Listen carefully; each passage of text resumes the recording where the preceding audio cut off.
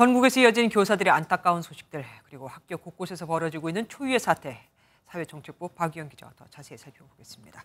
박 기자, 요즘 교육계에서 이랬던 적이 있나 싶은 일들이 연이어 발생을 하고 있습니다. 나흘 전 세상을 등진 양천구 교사도 경무에 시달렸다고요?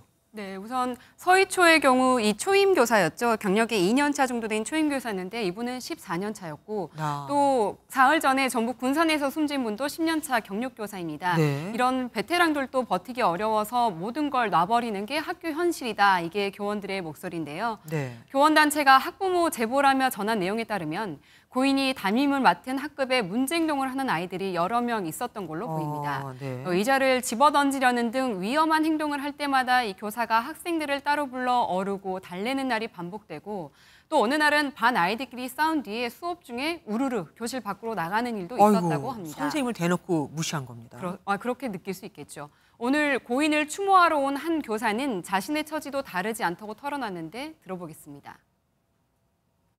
교권 침해 때문에 병가 중인데 이제 정당한 지시를 했는데도 그 학생이 뭐 반말로 마음대로 해 죽여버리겠다. 지금 학교 현장은 정말 붕괴 직전이에요.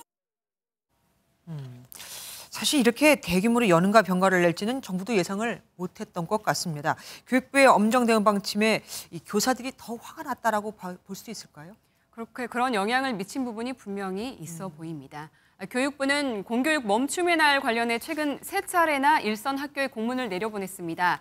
지금 화면으로 보시는 게 가장 최근 이틀 전에 보낸 공문인데요. 네. 교원의 영가, 병가 사용을 불법 행위로 지칭하면서 엄정 대응하겠다는 건데 최대 파면까지 가능하다고 또 언급했습니다.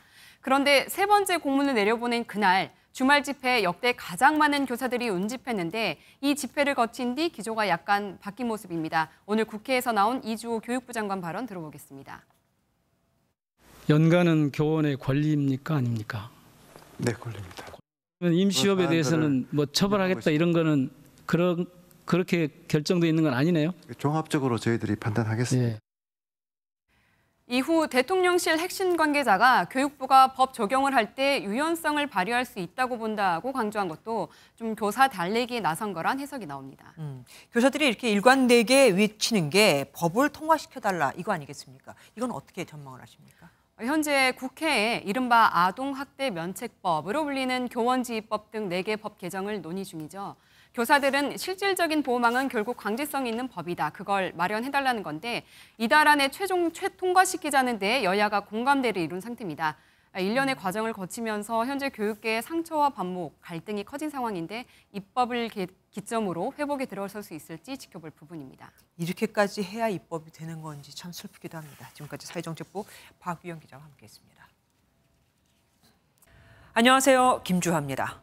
공정하고 신속한 MBN 뉴스, 유튜브를 통해서도 만나보실 수 있습니다. 특히 더 많은 뉴스와 라이브를 보고 싶으시다면 오른쪽을 눌러서 구독하시면 됩니다. 어렵지 않죠? 빠르고 정확한 뉴스로 계속 찾아뵙겠습니다. MBN 뉴스를 시청해 주신 여러분 고맙습니다.